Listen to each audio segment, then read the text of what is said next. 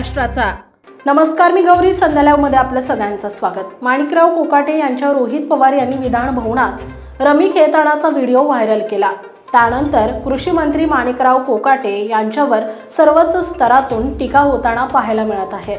त्याच सोबत लातूरमध्ये सुरज चव्हाण यांनी केलेल्या मारहाणीवर देखील सर्वत्र संताप व्यक्त होतोय। अशातच पुण्यातील मांगीरबाबा चौकात राष्ट्रवादी शरद पवार पक्षाकडून एक अनोखी बॅनरबाजी करण्यात आली आहे। या बॅनरवरून माणिकराव कोकाटे आणि सुरज चव्हाण यांच्यावर चांगलीच टीका केली आहे। खरं तर पुण्यातील हा बॅनर संदीप काळे यांनी लावलाय। त्यांनी नेमके काय प्रतिक्रिया दिली आहे, पहा व्हिडिओ।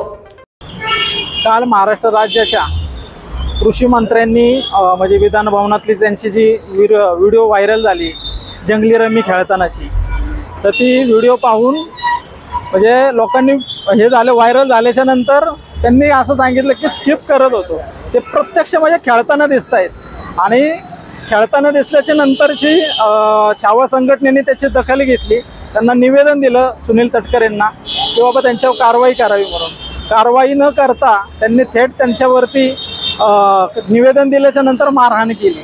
त्याचा निषेध म्हणजे मी ती व्हिडिओ पाहिली, माझ्याकडे पण ती व्हिडिओ आली, ती व्हिडिओ पाहिली आणि मलाही दुःख झालं। आम्ही आदरणीय पवार साहेबांच्या पक्षात काम करणारे कार्यकर्ते आहोत, त्याच्यामुळे आम्हाला शेतकऱ्यांचं चांगलं देणं घेणं माहिती आहे।